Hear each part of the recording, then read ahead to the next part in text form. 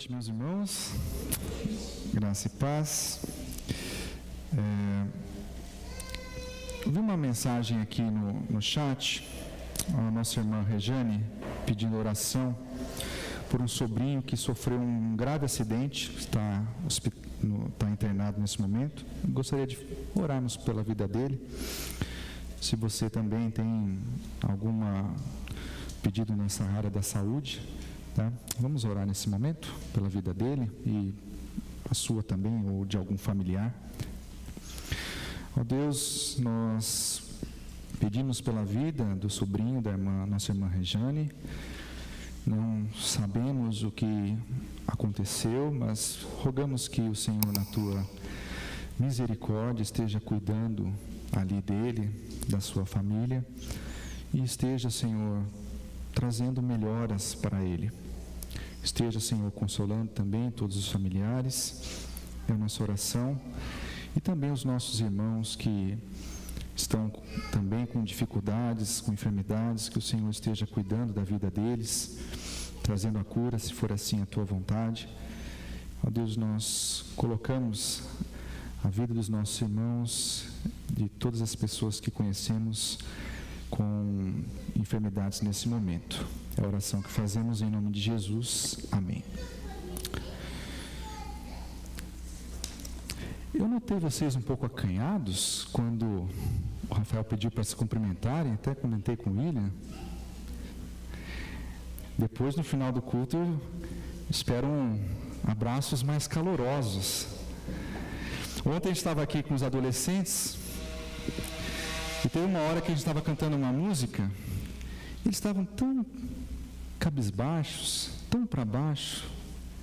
Eu falei para eles: vocês são adolescentes? Vocês não têm energia, não? É assim que vocês cantam? Eu falei: vamos cantar direito, levante. Então, depois do culto, eu espero que essa energia dos adolescentes passe para vocês, para a gente se cumprimentar direito. Eu quero ler com os irmãos o texto de Esther. Essa será a segunda meditação, a segunda mensagem. E eu quero ler com os irmãos o capítulo 4 de Esther.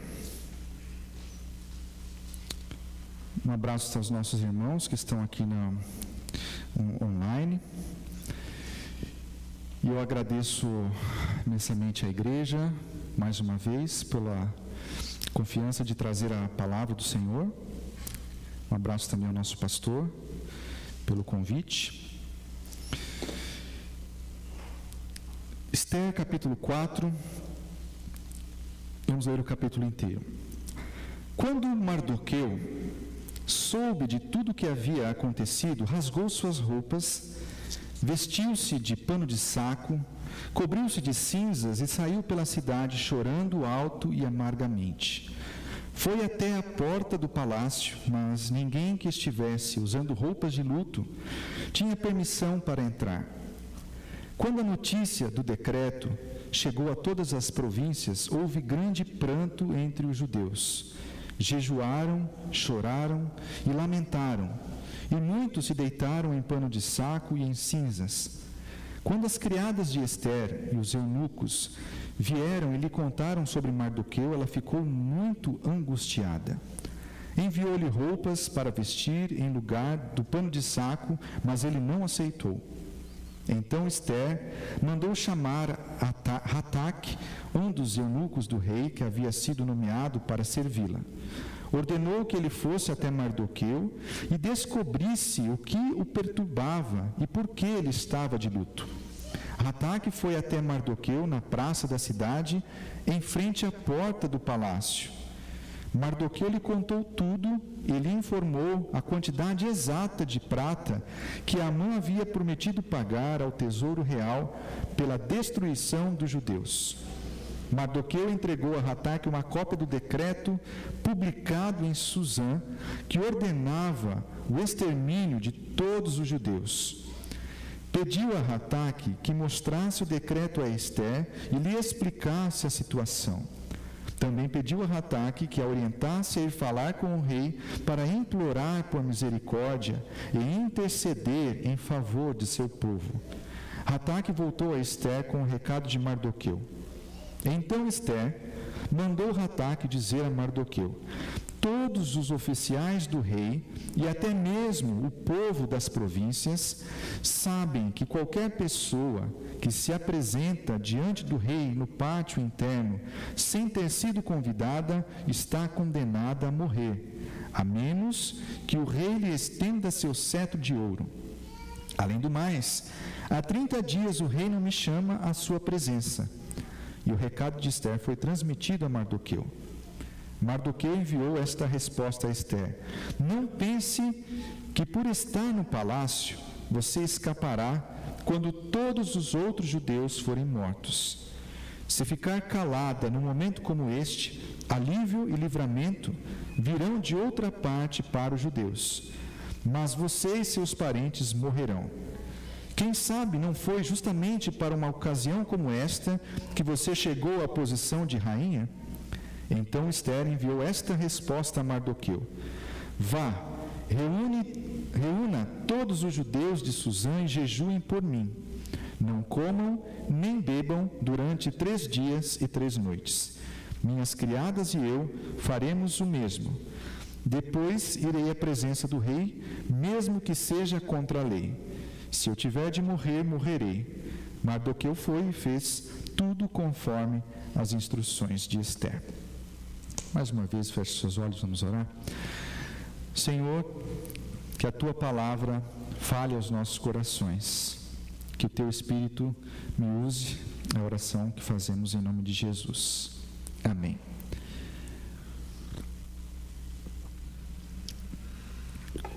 O assunto da mensagem de hoje é sobre fé. Fé e o que nós fazemos quando uma situação fica ruim. Fé de uma maneira prática, não teórica. Nós não vamos aqui abordar o que é fé, quais os efeitos, não é nada disso, mas de uma maneira bem prática. Vamos ver através do exemplo de Ester a atitude que nós, como crentes no século 21, devemos ter diante das situações. E eu espero que, como o título da mensagem, quando o pior acontecer na sua vida, você recorra a Deus da mesma forma que Ester recorreu. Nós terminamos a história de Ester no capítulo 2. De onde nós paramos? Vocês se recordam? Ester havia acabado de se tornar rainha, o Império Persa estava em festa por conta desse grande alívio que o rei estava dando às províncias. O rei estava feliz. E, segundo os historiadores, esse rei, Xerxes, nunca mais entrou em guerra depois que ele foi derrotado. E eu gosto de pensar que Ester teve uma pitada de responsabilidade nessa atitude do rei. Mardoqueu estava acompanhando a sua afilhada. Então, aparentemente, as coisas estavam indo bem, estava tudo se encaixando. Talvez Ester até pensasse: finalmente, Deus está fazendo com que as coisas corram dentro do seu propósito. Mas o que acontece depois do capítulo 2, que nós lemos e meditamos semana passada, para chegar nesse capítulo 4? E, infelizmente, a tônica desses capítulos que nós deixamos para trás é sofrimento e maldade. a partir do capítulo 2, 3 acontecimentos horríveis acontecem, são dado causa, que vão trazer muito sofrimento e vão ser a expressão máxima da maldade humana. Então, se você quiser voltar no capítulo 2 e acompanhar a partir do verso 21, nós vamos passear por essa história e entender o que aconteceu até chegarmos no capítulo 4. O primeiro acontecimento horrível que dá a causa aqui é uma tentativa de assassinato. De quem? Do rei. Vejam que o império estava em festa, o rei havia dado alívio às províncias, e o texto ainda vai dizer que ele dava generosamente presentes às pessoas, mas mesmo assim, ele foi vítima de uma tentativa de assassinato. E eu pergunto, ele merecia morrer? Mesmo a gente vendo um pouco daquele histórico de quem era esse rei Xerxes, será que ele merecia morrer? O que ele fez que uma tentativa de assassinato fosse planejada contra ele? Será que não era possível haver perdão ou misericórdia para qualquer ato que esse rei tinha feito?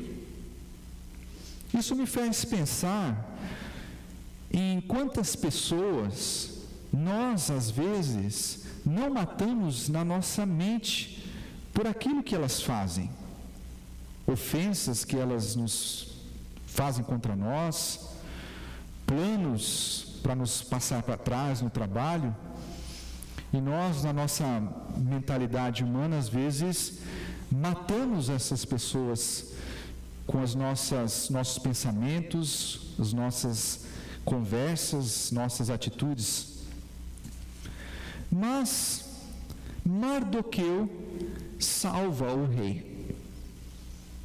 E aqui, algo que às vezes passa despercebido, e eu gostaria de chamar a sua atenção, é que se você olhar no capítulo 2, verso 11, o texto vai falar que Mardoqueu, ele ia até o pátio do harém para buscar notícias de Esther.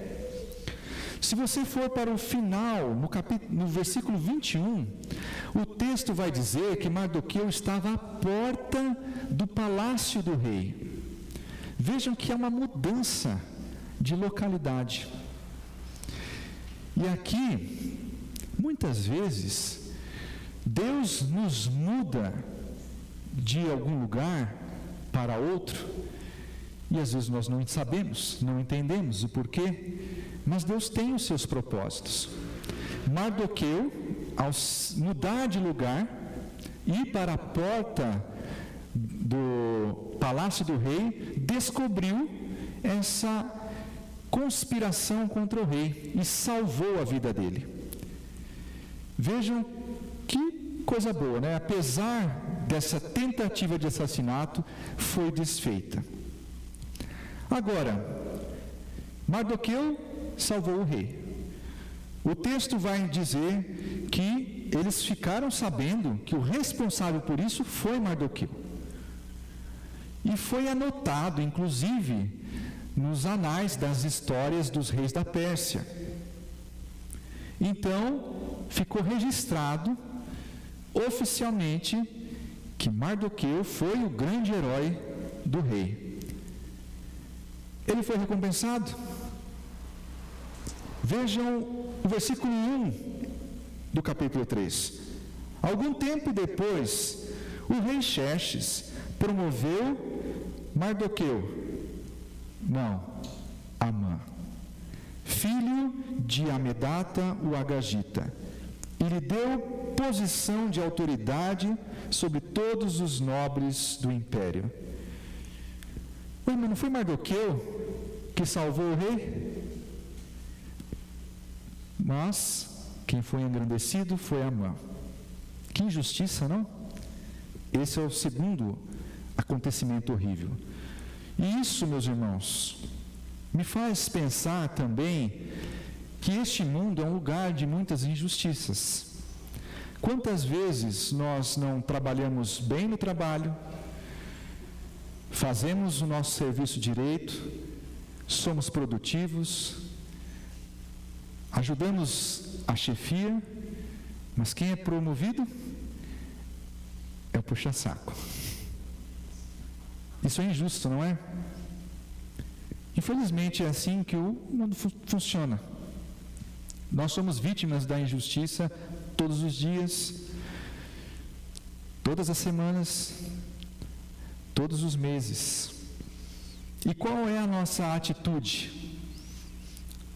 Buscar vingança? Justiça? Buscar os nossos direitos? Percebam que Mardoqueu aqui nesse caso não fez nada. Mas isso também estava no propósito de Deus. E por fim, eu quero trazer o terceiro acontecimento horrível nesse momento, que é o planejamento do genocídio de um povo inteiro. E aqui é o acontecimento central do livro de Esther, dessa história que nós estamos vendo. A partir do versículo 2: quando Amã passava todos os dias, passava por todos os oficiais do palácio, eles se curvavam diante dele para lhe demonstrar respeito, pois assim o rei havia ordenado. Mas Mardoqueu não se curvava diante dele para lhe demonstrar respeito. Vejam que nessa época, demonstrar honra, respeito, estava relacionado com idolatria. Num estado onde religião e governo se misturavam, você honrar as suas autoridades era quase que uma idolatria às pessoas que ali estavam exercendo esse papel. E aí eu pergunto para vocês, hoje no século 21, mudou alguma coisa? Mas o Estado não é laico? Mas as autoridades, as celebridades, os influenciadores querem ser idolatrados, querem mais seguidores, querem mais influência, querem pessoas copiando as suas atitudes. Isso não é idolatria? No versículo 4, nós descobrimos que Mardoqueu não se inclinava para Amã porque ele era judeu. E aqui, nós temos que lembrar que o judeu de verdade, de coração, se inclinava e adorava apenas a Deus. Ele pode honrar as autoridades, mas não idolatrá-las.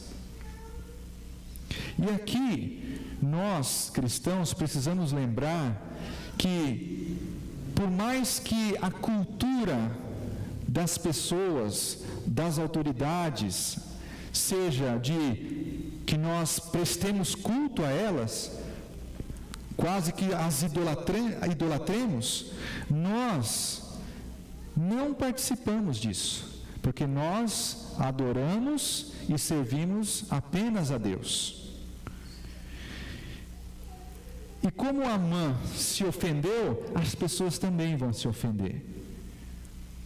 As pessoas não vão gostar dessa nossa atitude, porque elas vão achar que nós estamos atacando a sua própria pessoa, igual Amã.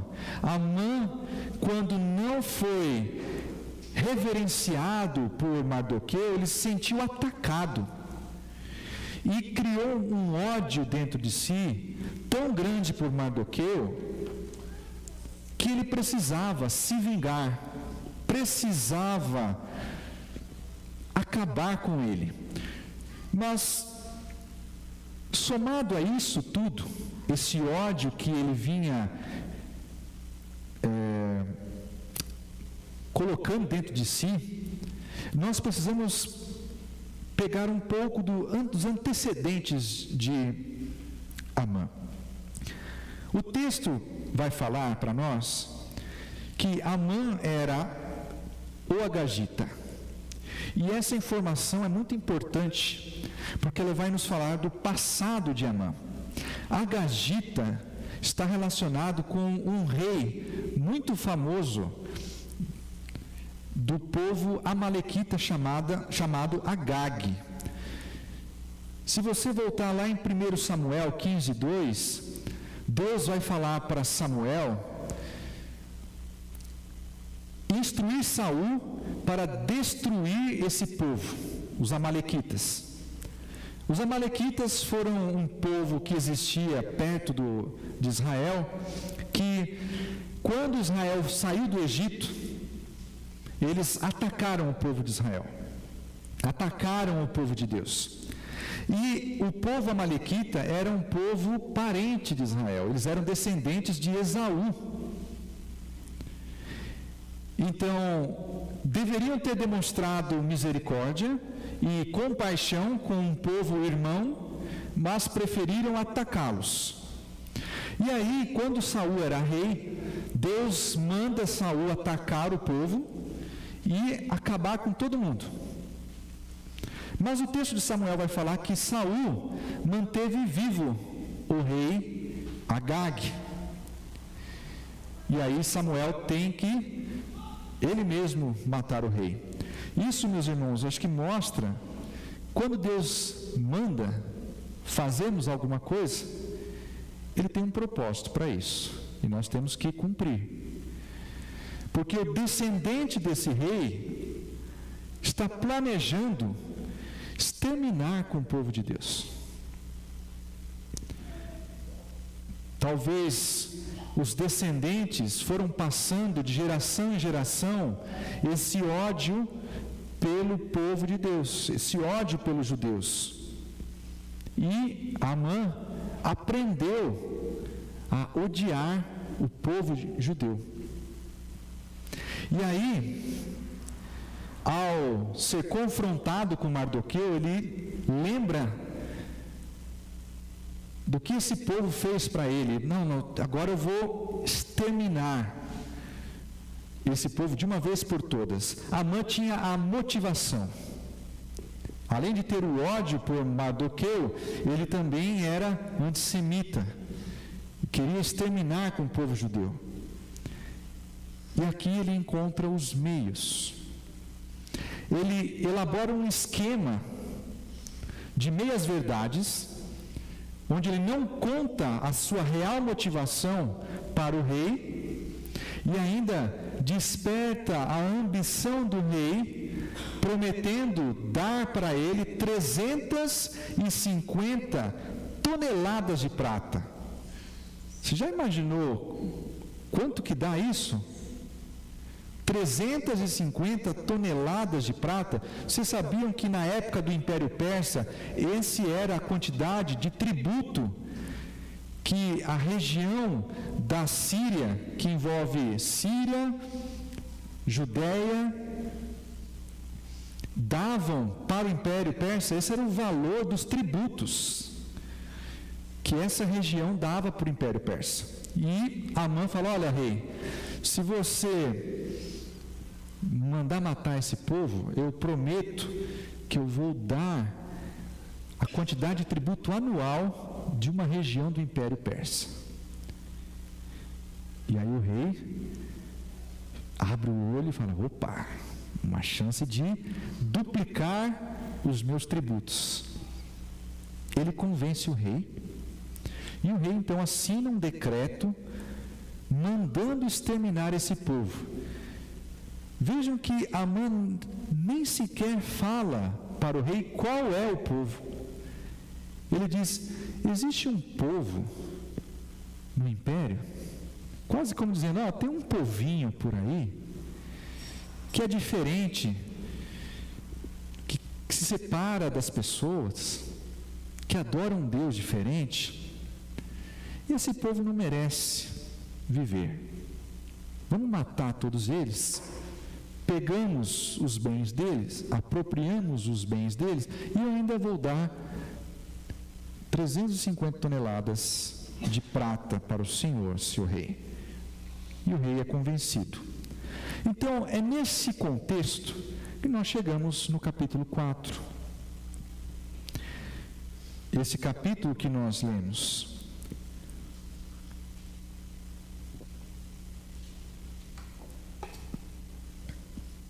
Neste capítulo, meus irmãos, eu quero destacar duas atitudes importantíssimas para que o propósito de Deus fosse cumprido. A primeira atitude é de Mardoqueu e dos outros judeus. No versículo 1 e 3, nós vemos que Mardoqueu, ao ficar sabendo desse decreto, e todos os outros judeus, ele começa a rasgar as suas roupas, jogar cinzas na sua cabeça e a chorar alto. Todos os judeus em todo o império faziam a mesma coisa. Rasgavam suas roupas, jogavam cinzas nas cabeças e choravam alto.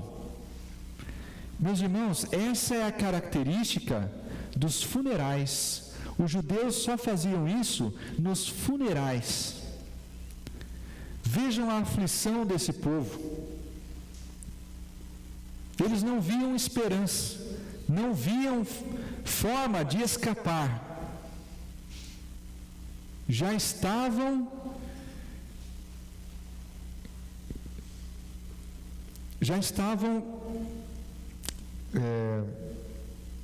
lembrando os rituais dos funerais.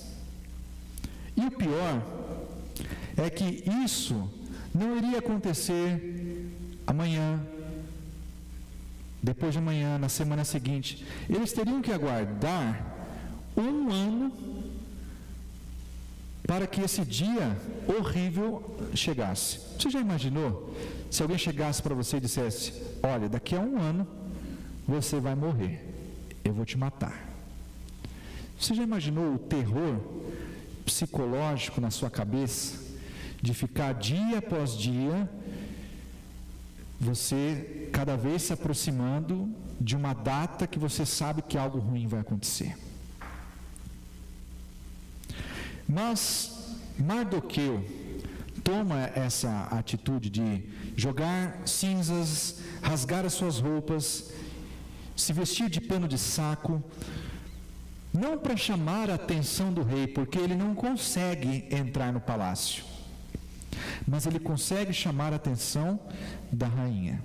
O texto vai dizer no versículo 4 que Esther ficou angustiada para saber o que estava acontecendo.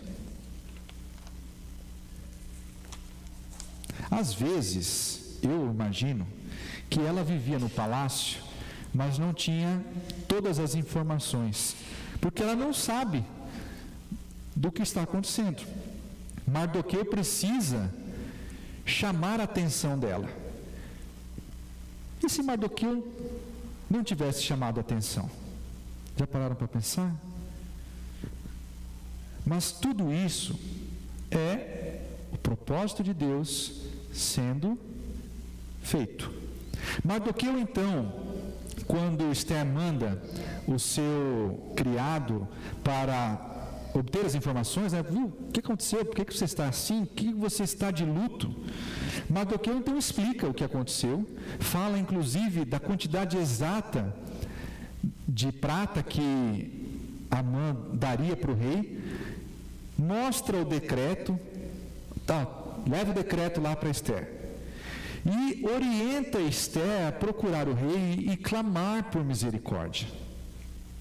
Então Mardoqueu fala, dá prova e ainda orienta.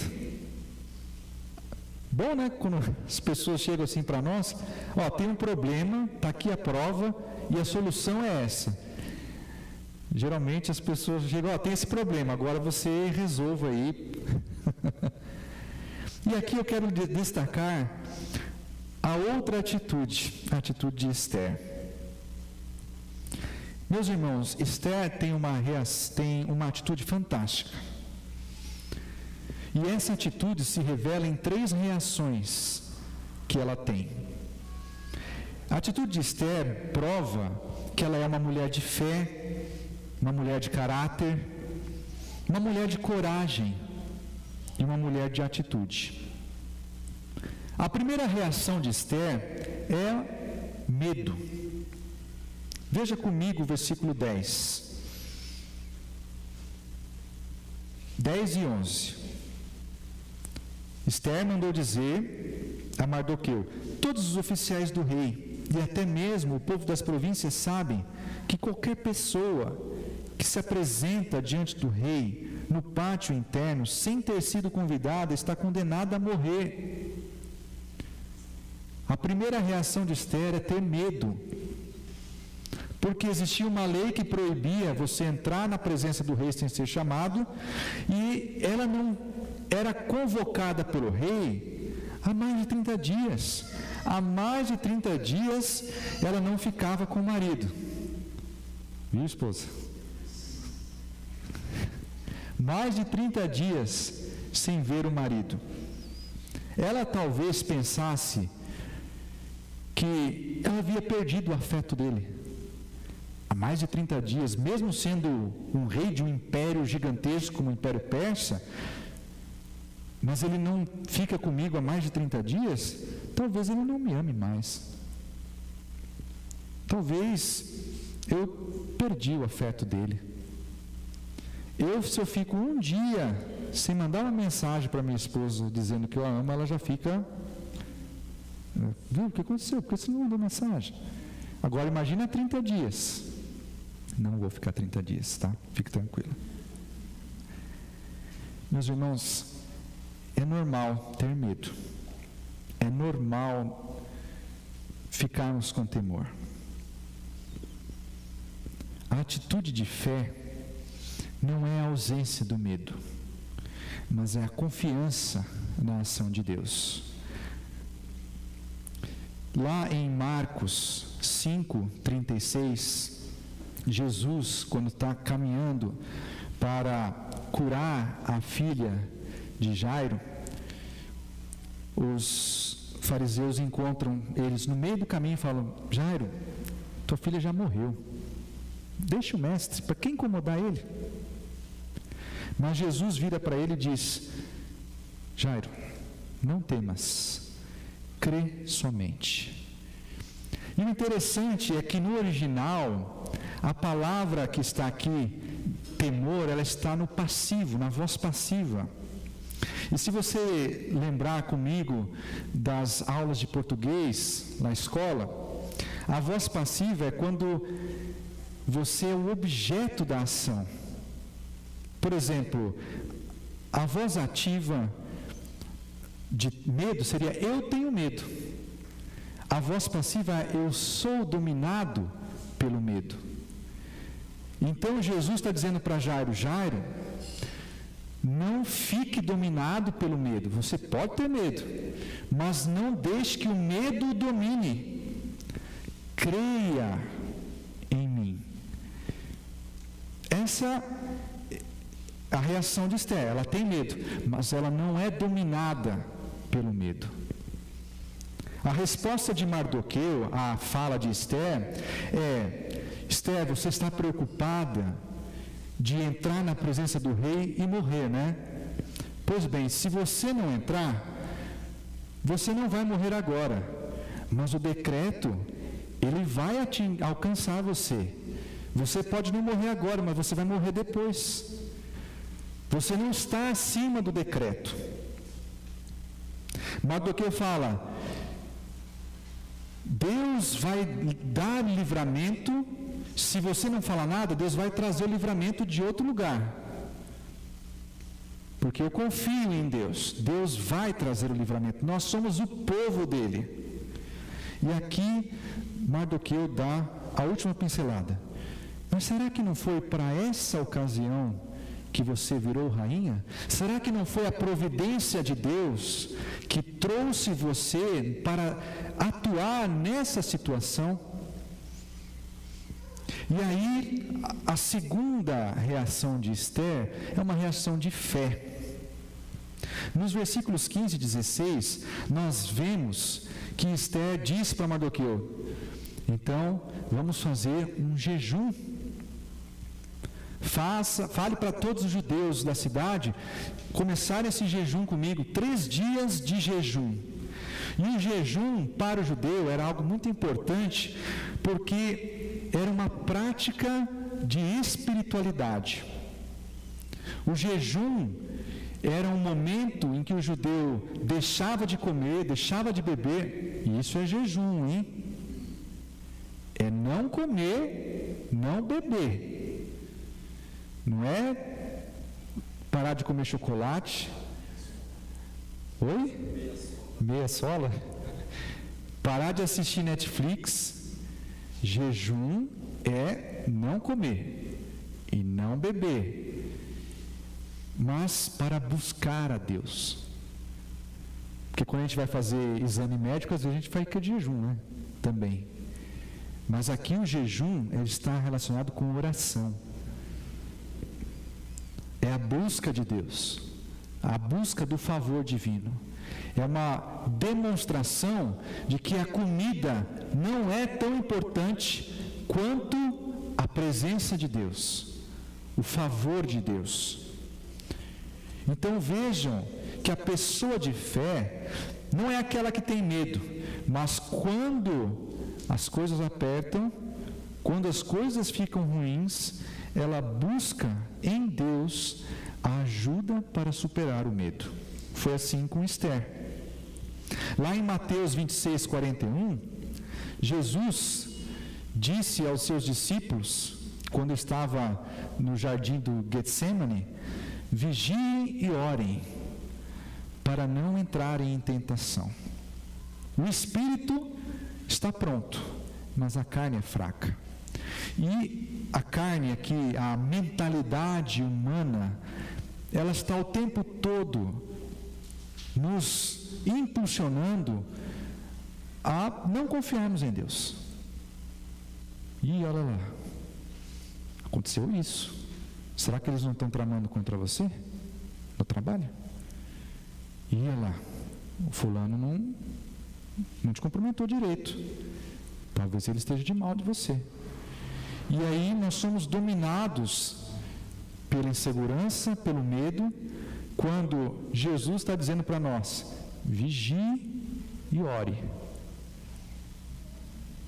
Busquemos em Deus a superação do medo. A última atitude de Esther, a última reação de Esther, melhor dizendo, é uma reação de atitude e coragem. Versículos 16 e 17. Esther é uma mulher de oração. Ela diz que ela vai passar 3 dias em jejum e oração, junto com as suas servas. Provavelmente ela deve ter ensinado elas a orarem ao Deus de Israel. Mas ela é também uma mulher de ação, porque ela diz: olha, orem por mim, e eu vou tomar a seguinte atitude: eu vou na presença do rei, vou entrar na presença do rei, mesmo que seja contra a lei, mesmo que eu morra, eu irei lá. Se eu tiver de morrer, eu vou morrer. Que mulher corajosa, não? Eu fico pensando se eu teria essa coragem de fazer a mesma coisa. Jesus quando está caminhando sobre as águas, lá no capítulo 14, versículo 27 de Mateus, os discípulos veem um vulto andando e gritam de medo: um fantasma está vindo aqui. Mas Jesus fala: coragem, sou eu, coragem, não tenham medo. E quando Jesus fala do medo, também está na voz passiva: não sejam dominados pelo medo, sou eu, tenham coragem. Ao final do capítulo 4, eu vejo o quanto Esther amadureceu nesse período de tempo. Entre a coroação de Esther e esse momento do decreto se passaram 5 anos. E eu vejo a maturidade dela. Lá no capítulo 2, verso 20, o texto vai dizer que Esther seguia as instruções de Mardoqueu. Mas no final do capítulo 4, 17, é Mardoqueu quem segue as instruções de Esther. Então, vejam que mulher de fé, que mulher de coragem, que mulher de oração.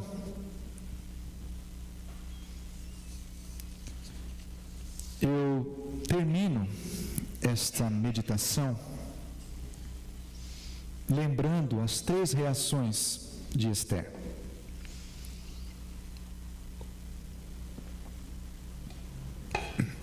Ela teve medo, mas ela não se deixou dominar pelo medo. Ela teve fé, porque ela recorreu a Deus para ajudar no problema. E por fim, ela não ficou apenas na oração, ela teve atitude, teve coragem, ela agiu. Eu vou na presença do rei. Muitas vezes a gente fica estagnado nas situações, achando que vamos orar e Deus vai resolver num passe de mágica. Deus nos dá a coragem para nós enfrentarmos as situações, mas sempre confiando, com esperança na ação de Deus.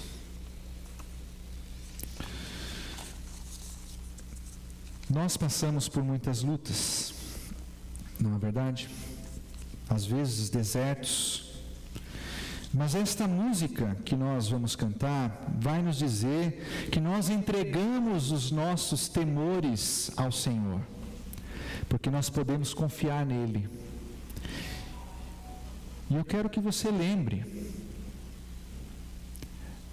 das coisas que Deus já fez, daquilo que Deus já agiu na sua vida, porque isso é o que nos dá esperança.